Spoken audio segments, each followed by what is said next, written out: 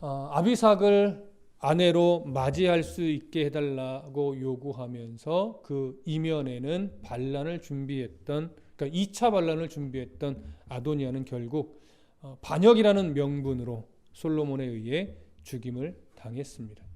오늘 본문은 이렇게 아도니아의 반란에 참여했던 대표적 두 인물이 결국 숙청을 당하면서 아도니아의 반란과 관련된 일이 사실은 공식적으로 매듭이 지어지는 그러한 내용이라고 할 수 있습니다. 그러나 성경에 드러난 내용으로만 볼 때 현재 아도니아가 아비삭을 취하려 하면서 은연중에 반란을 꾀하는 이 일에 아도니아와 요압이 가담을 했었는지 그 부분은 정확하게 알기는 어렵습니다. 다만 솔로몬이 아비아달과 요압을 숙청한 것으로 보아 아버지 다윗이 죽기 전에 했던 유언을 따라서 아비아달과 요압을 계속해서 유심히 지켜본 결과 결국 하나님의 공의에 따라 이들을 심판할 때가 되었다라고 판단을 하고 이 일을 진행한 것으로 우리는 볼 수 있을 겁니다. 그래서 그런 시선으로 오늘 본문을 좀 차근차근 살펴보도록 하겠습니다. 먼저 제사장이었던 아비아달에 관련된 내용입니다. 26절과 27절을 함께 읽겠습니다. 시작. 왕이 제사장 아비아달에게 이르되 네 고향 아나돗으로 가라.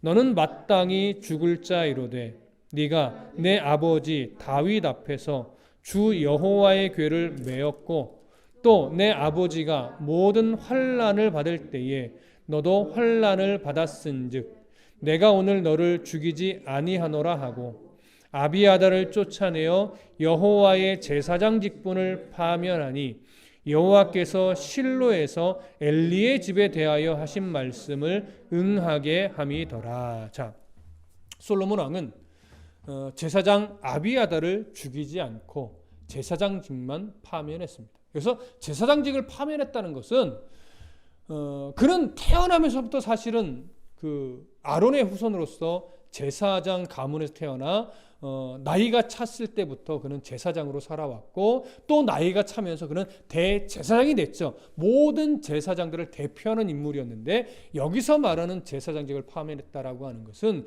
그는 이제부터 제사장이 아니다 이런 의미로 보기보다는 대제사장의 직분에서는 파면된 것으로 이렇게 보는 것이 옳습니다. 이것은 나중에 이 아비아달과 관련된 어떤 내용을 참고해 보면 아비아달이 여전히 제사장은 제사장인데 대제사장의 직분에서만 파면된 것이구나 이렇게 알 수 있습니다. 근데 이때 대제사장직을 사실 거의 균등하게 직분을 갖고 있던 또 한 사람이 있어요. 그것이 바로 사독이라고 하는 인물입니다. 그래서 대제사장의 가문이 아비아달과 사독의 가문으로 균등하게 거의 가고 있다가 그러나 대표성은 누가 갖고 있었냐면 아비아달이 갖고 있었어요. 그러니까 이 아비아달은 누구의 후손이냐면 엘리의 후손이에요. 그래서 아론의 가문 중에 계속해서 대제사장의 직분을 이어왔고 그것이 이제 사무엘서 열왕기서 이렇게 지나가면서 누구의 이야기와 맞물리냐면 엘리 대제사장의 인물과 사실은 맞물려요. 그래서 그 후손으로서 오늘 아비아달이 나오는데 엘리의 후손으로서 그 가문의 마지막 대제사장이 누구냐면 오늘 아비아달이 되는 겁니다. 왜냐하면 이제 대제사장의 직분에서 오늘 공식적으로 파면이 되었기 때문에. 자, 이러한 아비아달이 사실은 솔로몬이 뭐라고 말하냐면 너는 죽어 마땅한 자다 이렇게 말을 하죠. 26절에 이렇게 말합니다. 아비아달에게 이르되 네 고향 아나돗으로 가라. 아나돗은 제사장 그러니까 레위인들에게 주었던 성읍 중 하나입니다. 그래서 레위인들 또 제사장들만 모여서 사는 성읍이기도 하고 또 그 성읍들은 도피성 역할을 하는 곳도 있었지요. 이 아나돗은 아마도 이 아비아달이 머물던 제사장의 성읍이었을 겁니다. 그러니까 고향이라는 표현을 쓰는 것이죠. 자, 네 고향 아나돗으로 가라. 귀향을 보내는 겁니다. 자기 고향으로.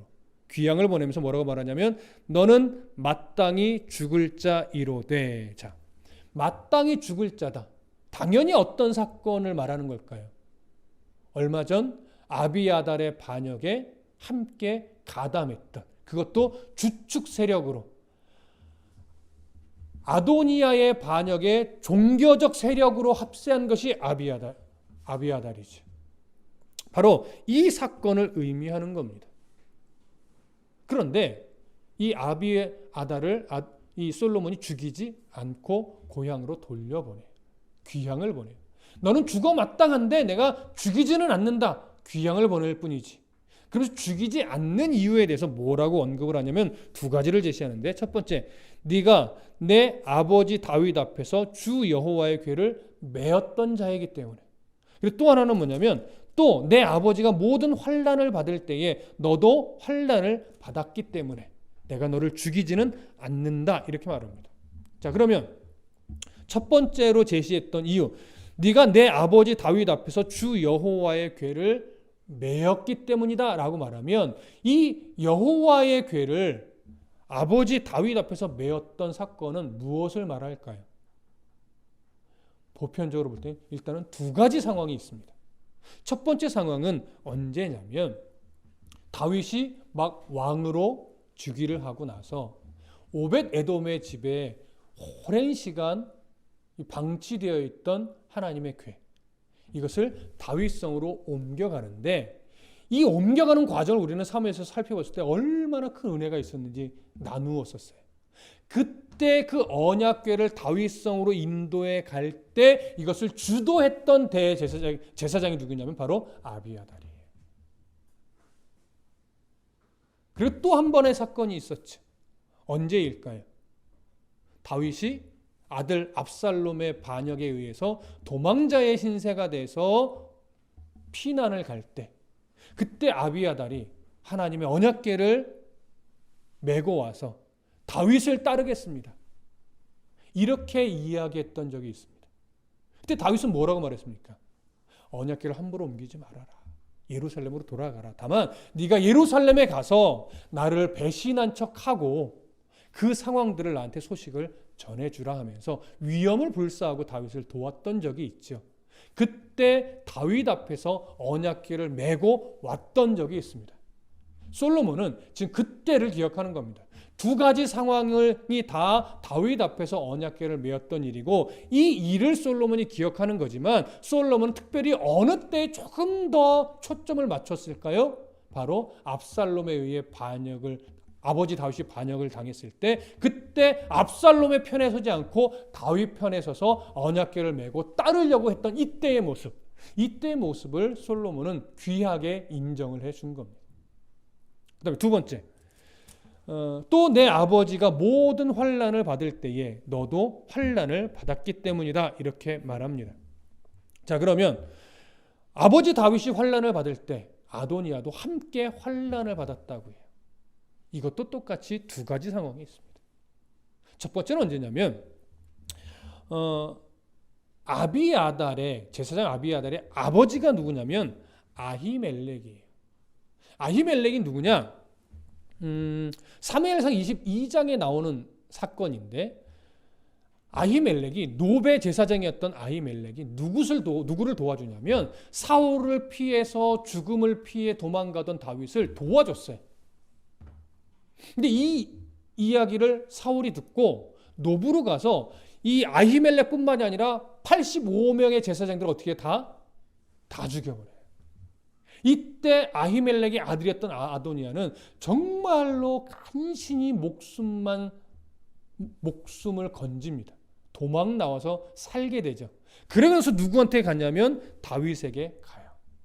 그리고 다윗 옆에서 항상 함께하면서 그의 제사장 역할을 이 아비아달이 감당해 왔습니다.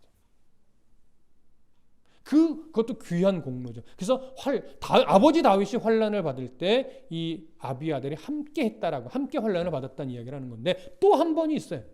조금 전에 이야기했듯이 압살롬의 반역을 피해서 도망갈 때 이 아도니아는 언약궤를 메고 다윗에게 왔다가 다윗이 예루살렘으로 돌아가라, 그리고 나를 배반한 척하고 네가 이 아도니아의 반역의 이 소식들을 나에게 전해주오 할 때, 정말 그 말에 순종해 목숨을 걸고 예루살렘에 가서 그 상황들을 정탐해서 그 소식들을 계속 아들들을 통해서 보내주죠. 바로 이때의 상황을 귀하게 봐주는 겁니다. 그러면 솔로몬은 이 두 가지 상황을 다 보겠지만 어느 쪽에 조금 더 무게중심을 둘까요? 압살롬의 반역 때. 아버지 다윗을 위해 목숨을 걸고 예루살렘에 남아 있었던 이때를 아마도 귀하게 여겼을 겁니다. 솔로몬이 아비아달에게 말한 건 이 두 가지 이유지만 이 두 가지 이유에는 이면에 또 하나의 이유가 있을 겁니다. 아버지 다윗을 닮아서 하나님께 기름 부음 받은 자, 제사장이든 왕이든 하나님께 기름 부음 받은 자를 함부로 죽일 수 없다라고 하는 아버지 다윗의 신앙을 그도 물려받았을 것으로 여겨집니다. 그래서 이 두 가지 이유뿐만이 아니라 그는 하나님께 기름 부음 받은 제사장이었기 때문에 솔로몬은 그를 함부로 죽이지 않고 고향으로 대제사장의 직분만 파면을 하고 고향으로 귀향 보낸 것으로 우리는 알 수 있습니다. 자, 그러면서 오늘 열왕기서의 저자는요, 이렇게 아비아달이 제사장직에 파면돼서 고향으로 귀향 가게 된 사건에 대해서 뭐라고 정리를 하냐면 27절을 보면 이렇게 말합니다. 아비아달을 쫓아내어 여호와의 제사장 직분을 파면하니 여호와께서 실로에서 엘리의 집에 대하여 하신 말씀을 응하게 함이었더라. 이렇게 말합니다.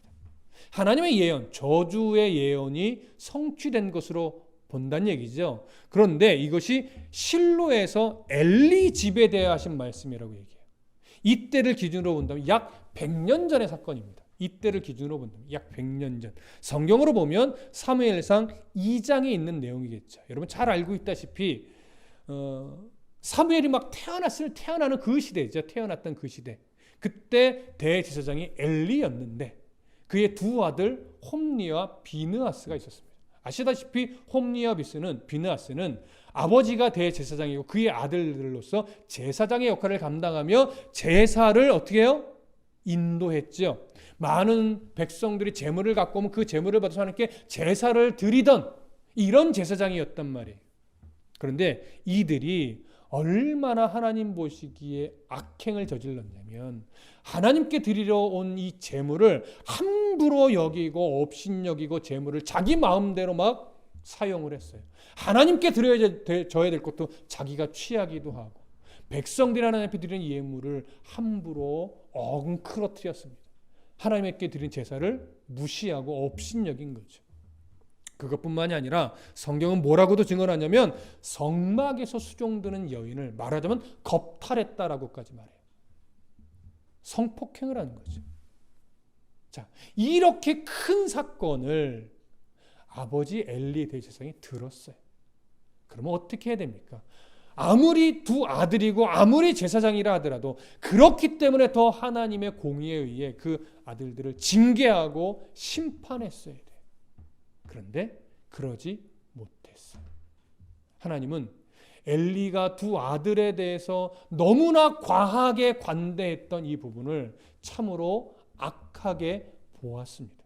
그래서 한 선지자를 보내서 뭐라고 말씀하셨냐면 엘리에게 그의 죄, 아들들을 공의로 심판하지 아니한 그 죄를 정확하게 지적하면서 이제 후대에 엘리의 집안에는 노인이 없을 것이며 그들의 제사장 직분을 빼앗을 것이라고 말씀을 하셨습니다. 바로 이 말씀이, 이 예언이 100년 정도가 지나서 그의 후손이었던 아비아달이 대제사장의 직분을 파면당하면서 그 제사장이 이제 사독의 가문으로 넘어가면서 그 가문에서는 더 이상 대제사장이 나오지 않았습니다. 바로 이 사건이 바로 그 예언의 성취로 오늘 열왕기서 저자는 이야기를 합니다. 그러면서 이제 사독 가문이 대제사장의 정통성을 이어가게 되는데 그 부분은 오늘 본문의 마지막 구절에서 다시 정리가 될 겁니다.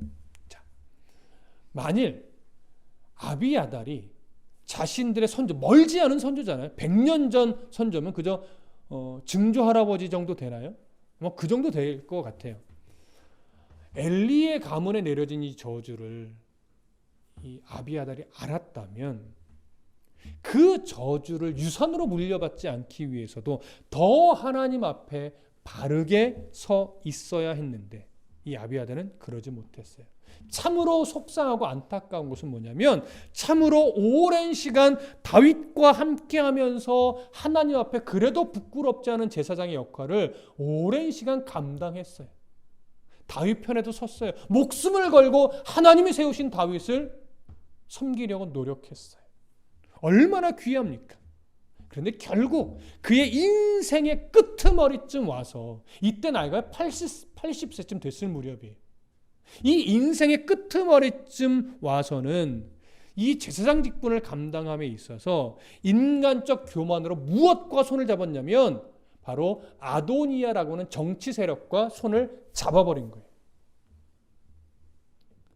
하나님이 이 모습을 결코 기뻐하지 않았습니다. 그래서 결국 그는 솔로몬의 시대에 와서 제사장직을 파면당하고 고향 아나돗으로 귀향을 가게 된 것이죠. 여러분, 성경이 계속해서 증언하는 것 중에 하나가 뭐냐면 종교는, 교회는, 또 잘 이해해서 들으십시오. 특별히 목회자는 정치를 하면 안 된다 이런 차원까지는 아닐지 몰라도 정치와 결탁되어서는 절대로 안 됩니다.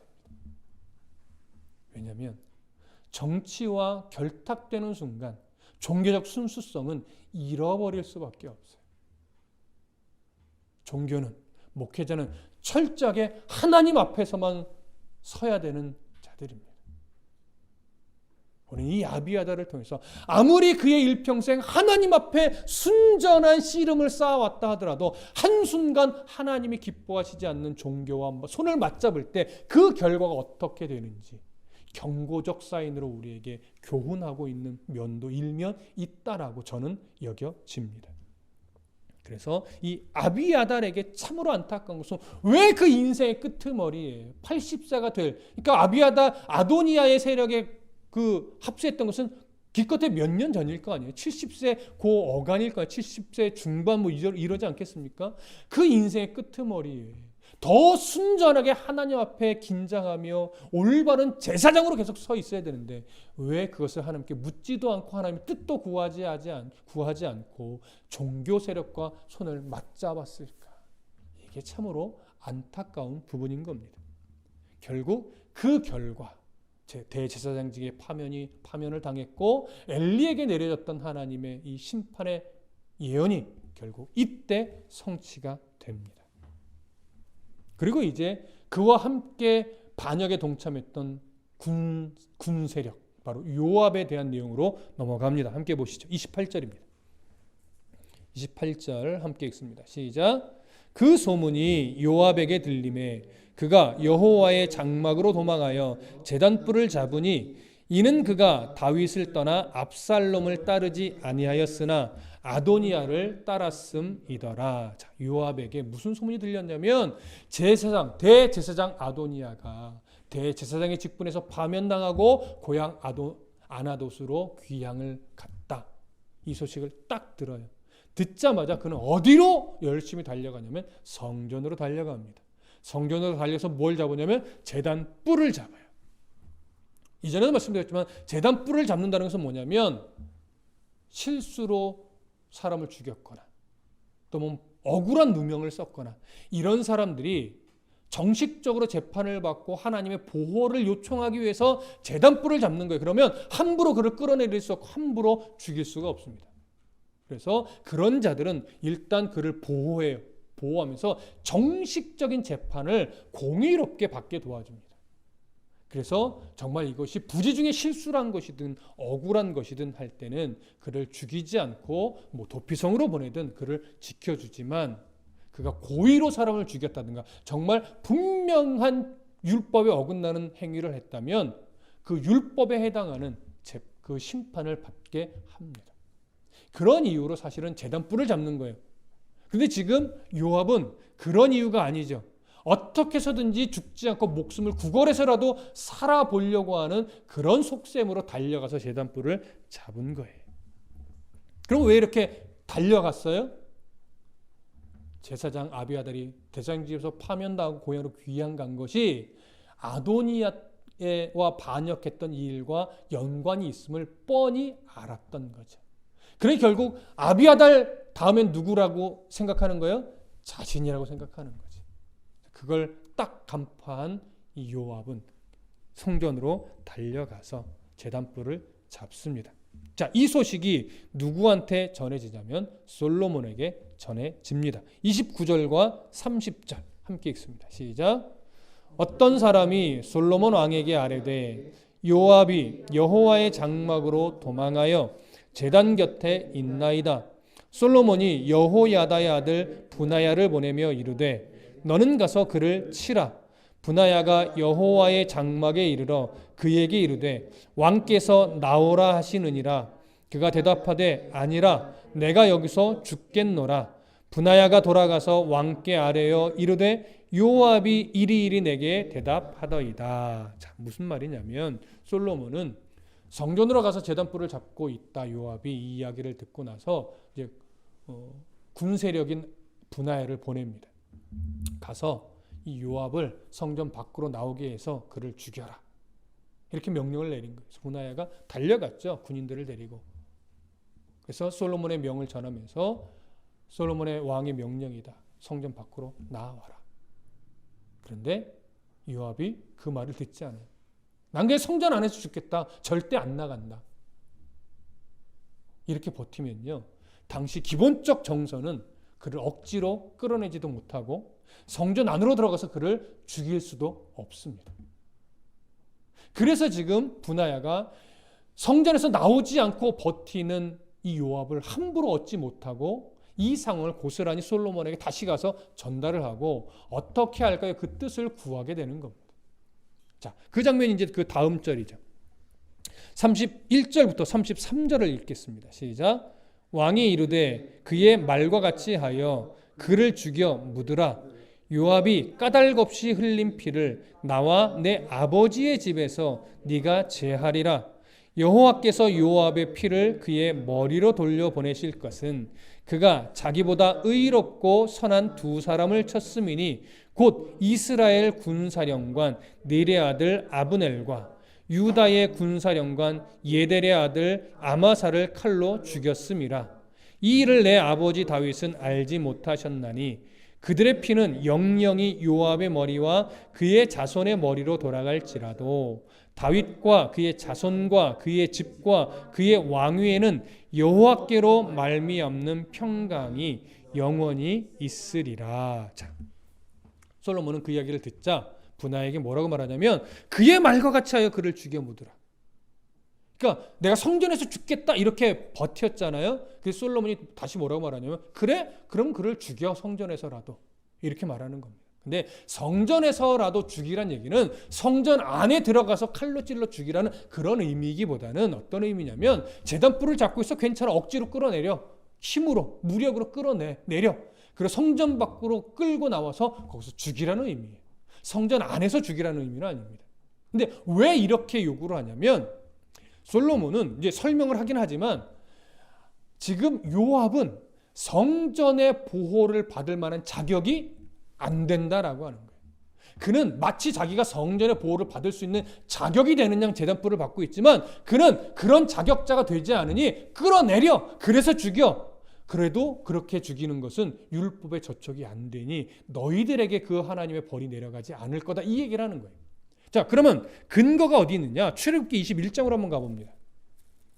구약성경 출애굽기 21장 14절. 출애굽기 21장 14절. 자, 함께 읽습니다. 찾으신 분 출애굽기 21장 14절 시작. 사람이 그의 이웃을 고의로 죽였으면 너는 그를 내 제단에서라도 잡아내려 죽일지니라. 분명하게 언급을 하고 있죠. 고의로 죽인 자라면 그는 성전의 보호를 받을 자격이 없으니 제단불을 아무리 견고하게 붙잡고 있어도 무력으로 그를 끌어내려서 그를 심판하여 죽이라 이 얘기를 하는 겁니다. 결국 솔로몬은 이 의도예요. 그래서 제단에서 끌어내려서 죽이라는 거죠. 근데 왜 죽여도 되느냐? 왜 성전의 보호를 받을 자격이 안 되느냐? 그 이유를 설명하는 것이 바로 31절 중간에 이렇게 말합니다. 요압이 까닭 없이 흘린 피를 나와 내 아버지의 집에서 네가 지하리라. 까닭 없이 흘린 피를 고의로 죽였다라고 하는 거예요. 죽이면 안 되는 사람을 이유 없이 죽였다라고 하는 거예요. 그 인물이 누구냐? 32절 보면 여호와께서 요압의 피를 그의 머리로 돌려보내실 것은 그가 자기보다 의롭고 선한 두 사람을 죽였다라고 하는 거죠. 자기보다 의롭고 선한 두 사람이 누구냐? 그 다음에 말하죠. 이스라엘의 군사령관 넬의 아들 아브넬, 그리고 두 번째 유다의 군사령관 예델의 아들 아마사를 칼로 죽였다라고 하는 거예요. 근데 이 두 사람을 죽일 때 요압은요, 그때 다윗 왕 시절인데 다윗 왕에게 허락을 구하거나 다윗 왕에게 알리고 죽인 것이 아니라 다윗 왕 모르게 자기의 생각으로 자기의 판단으로 죽였다라고 하는 거예요. 근데 이 두 사람보다 이 두 사람이 바로 요압보다 더 의롭대요. 잘 생각해 보시면 이때 요압은 누구 편에 서 있던 인물이냐면 다윗 편에 서 있던 인물이에요. 반역을 저지른 자가 아니에요. 하지만 나머지 두 사람 아브넬과 아마사는요, 다윗을 대적하는 무리에 있었어요. 반대편에 있던 자들이란 말이에요. 그럼에도 불구하고 솔로몬은 이 두 사람이 누구보다 의롭다? 다윗 편에 서 있던 요압보다 의롭다라고 해요. 어떤 차원에서 의로움이냐? 하나님을 섬기는 차원에서 더 의롭다거나 도덕적으로 인격적으로 더 의롭다거나 이런 차원의 이야기가 아니라 이 두 사람은 비록 그 당시 다윗을 대적하는 편에 서 있었던 자들이지만 결과적으로 그들이 다윗에게 나올 때는 그게 정치적인 이유든 자기 실리를 따른 것이든 남과 북으로 갈라졌던 이스라엘이 하나 되는 일을 위해서 나왔던 자들이란 말이에요. 다윗은 그것 때문에 그들을 죽이지 않고 그들의 말을 수용하기로 결정했었어요. 그런데 요압은 그러한 다윗의 깊은 뜻을 인정하지 못하고 자기의 개인적 감정과 자기의 실리를 따라서 다윗의 허락도 받지 않고 그 두 사람을 다 죽였어요. 그러니 끝내 이스라엘이 하나 되는 그 일을 요압은 뭐 한 것과 똑같아요? 방해한 것과 똑같아요. 이스라엘이 하나 되어 화평을 이루는 일을 자기의 개인적인 감정이나 자기의 실리 때문에 방해를 한 거예요. 그러니 다윗의 이 마음을 어긴 것은 결국 누구의 뜻을 방해한 것과 똑같냐면 하나님의 화평을 이루는 그 일을 방해한 것과 똑같죠. 그래서 다윗의 이 두 사람이 요압보다 더 의롭다라고 표현을 하는 겁니다. 자, 그래서 결국 솔로몬은 이런 잔이 율법에 명시된 대로 그를 제단에서 끌어내서 죽여라. 그럼 율법을 어기는 일이 되지 않는다. 이 얘기를 하죠. 그것이 33절입니다. 그들의 피는 영영이 요압의 머리와 그의 자손의 머리로 돌아갈지라도 다윗과 그의 자손과 그의 집과 그의 왕위에는 여호와께로 말미암는 평강이 영원히 있을 것이다. 하나님께서 끊임없이 다윗의 가문에 솔로몬의 후손들과 함께 하실 것이니 너희들도 걱정하지 않아도 된다. 이 이야기라는 거죠. 이 솔로몬 왕의 말을 듣고 이제 다시 분하야는 요압을 죽이러 갑니다. 34절 함께 읽겠습니다. 시작. 여호야다의 아들 분하야가 곧 올라가서 그를 쳐 죽임에 그가 광야에 있는 자기의 집에 매장되니라. 결국 제단에 뿔을 잡고 있던 요압은 군사들에 의해 끌어내림을 당했고 그렇게 성전 밖에서 분하야의 손에 죽임을 당했을 겁니다. 하지만 솔로몬은 분하야에게 해줄 수 있는 최대한의 예는 갖췄던 것으로 봅니다. 왜냐하면 당시 살인자의 시신은 매장되지 못하고 들에 버려지는 것이 보편적 관례입니다. 그런데 이 요압만큼은 그의 시신을 들에 버려지게 놔두지 않고 자기 집에 매장할 수 있도록 허락해 줬습니다. 무엇 때문이에요? 그래도 그가 다윗 편에 서서 다윗 왕과 함께 이스라엘을 위해 싸웠던 그 긴 시절들의 공들을 인정해 준 겁니다. 그래서 그가 완전히 불명예스러운 죽음은 죽지 않도록 그를 자기 집에 매장될 수 있도록 허락해 준 것으로 여겨집니다. 이렇게 해서 요압이 죽고 또 아비아달이 고향으로 귀향을 가면서 아도니아의 반역과 관련된 일은 이렇게 시간이 흐른 이 시점에 최종적으로 정리가 됩니다.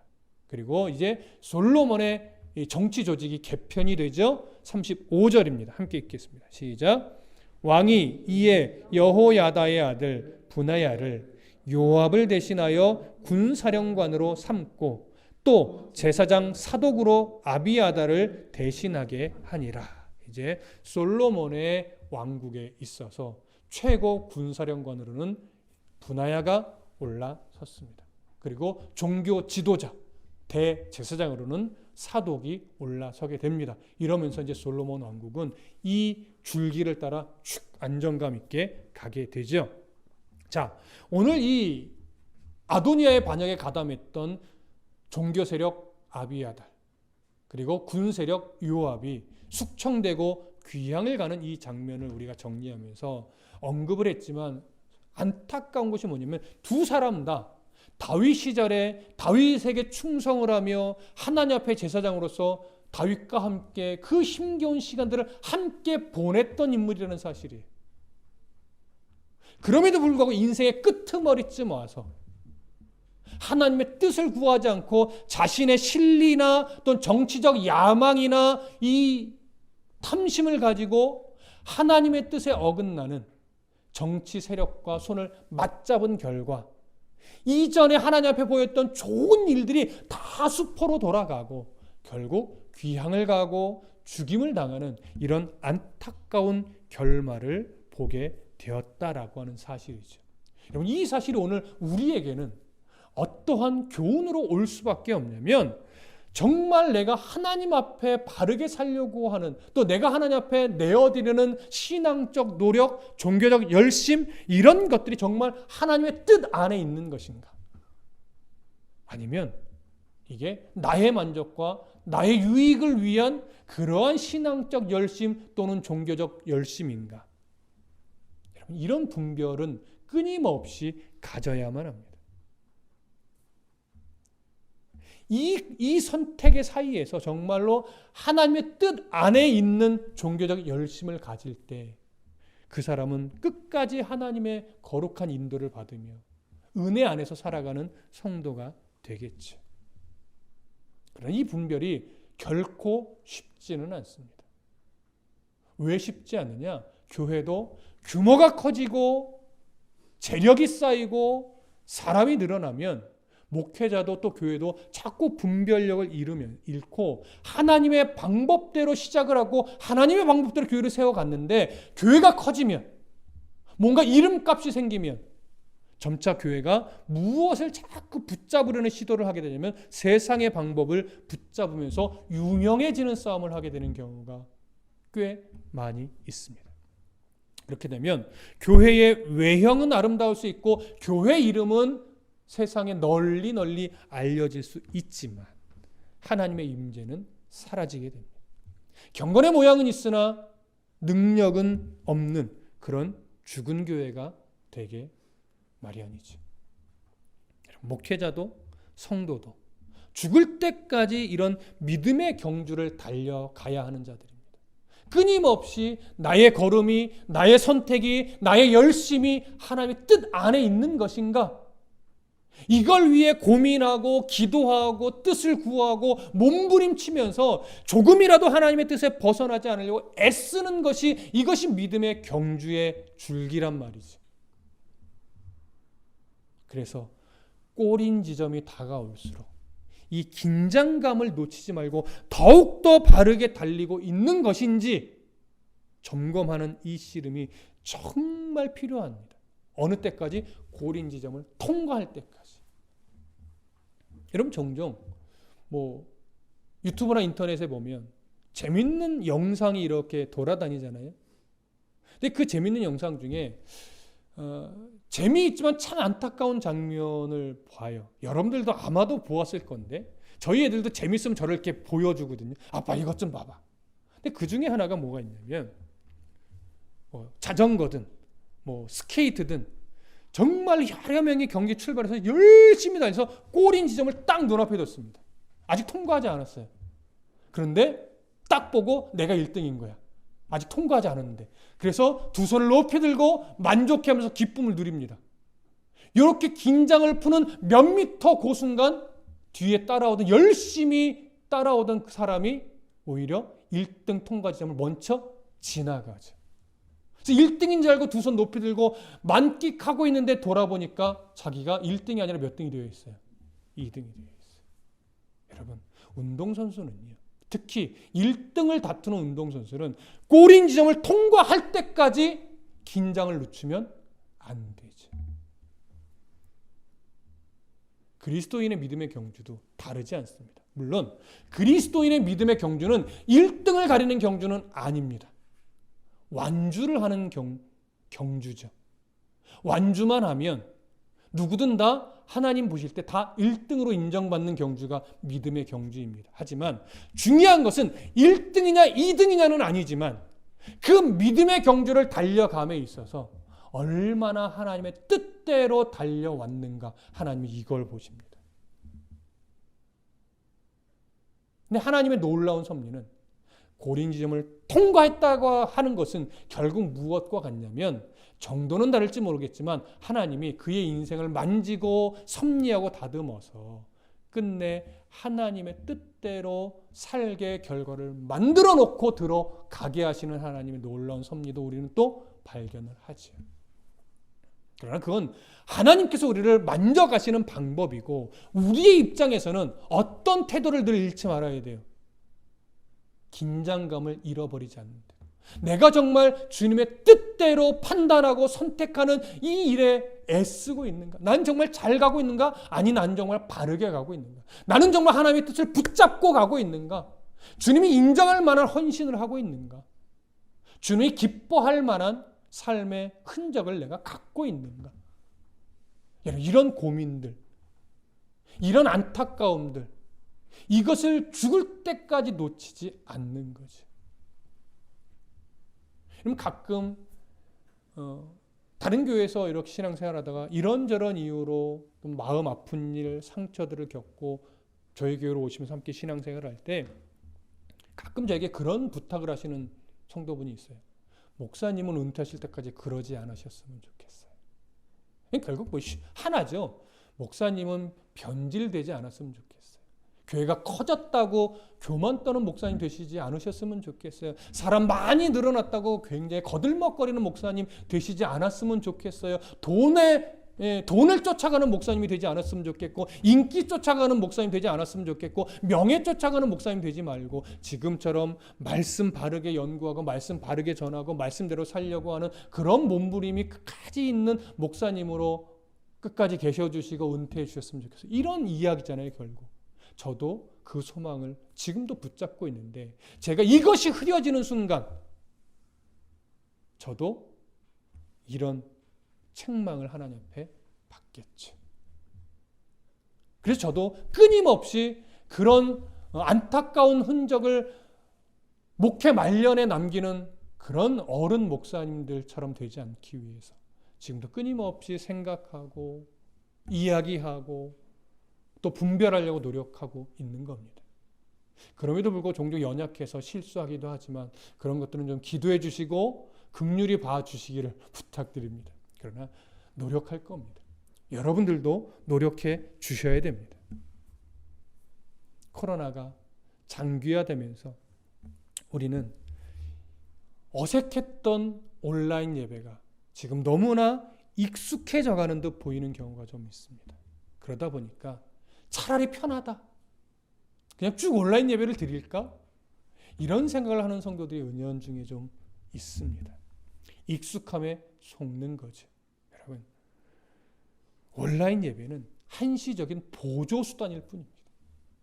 결국은 주 앞에 나와 하나님의 말씀을 현장에서 듣고 그 말씀 앞에 아멘하고 있는 성도들과 같이 성도의 교제를 나누며 좋은 영향력을 서로 주고받는 관계 속에서 다시금 또 세상 속에서 살아갈 힘을 얻고 용기를 얻게 되는 겁니다.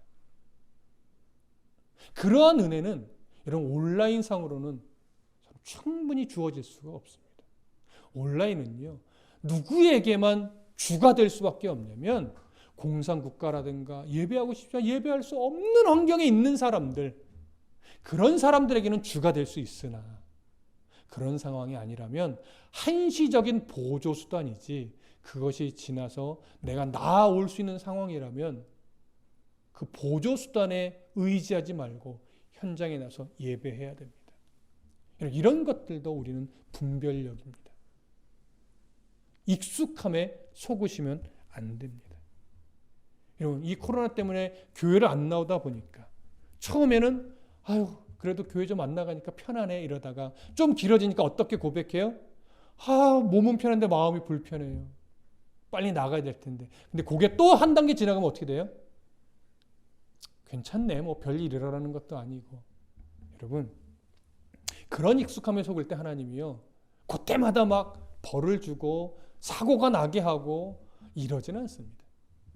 끊임없이 그의 분별과 바른 선택을 하기를 기다리시는 하나님이 보편적인 방법이죠.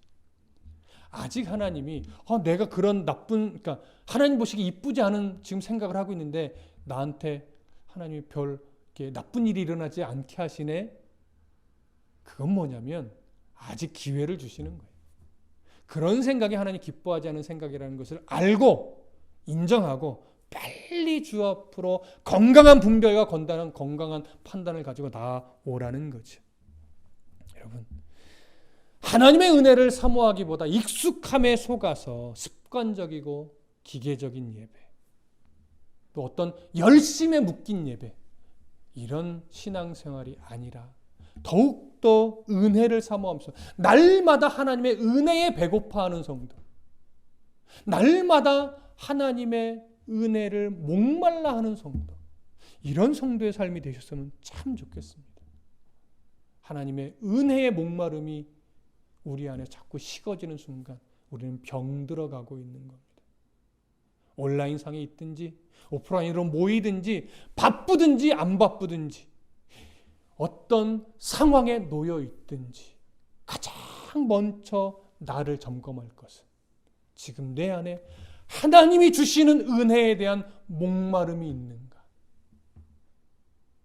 지금 이것이 없다면 우리는 무엇인가에 지금 속고 있는 겁니다. 돈을 벌어야 한다라고 하는 현실적 문제에 속고 있다거나, 나 너무 바빠요, 바쁜 일상으로 인해 또 속고 있거나, 여러분, 아무리 바쁘고 아무리 일이 많고 아무리 상황이 힘들어도 내 안에 하나님의 은혜에 대한, 하나님의 사랑에 대한, 말씀이 공급해주는 그 은혜에 대한 사모함과 목마름이 내 안에 없다면 지금 여러분 어쩌면 죽어가고 있는 성도일 수도 있습니다. 그러나 비록 예배를 드리는 횟수가 혹여나 좀 적을지라도 상황 때문에 내 안에 아직 은혜에 대한 목마름이 있고 하나님의 그 은혜로 내가 살아가는 존재인데 라고 하는 긴장감이 살아있다면 여러분 아직 소망이 있는 성도입니다. 이 소망 잃어버리지 않으셔야 됩니다. 예배에 대한 목마름, 은혜에 대한 갈증, 하나님의 인도하심을 구하는 이 갈망들이 끊임없이 우리 안에서 식어지지 않고 살아있는 그런 성도가 되시기를 간절히 소망하고 축복합니다. 기도하겠습니다.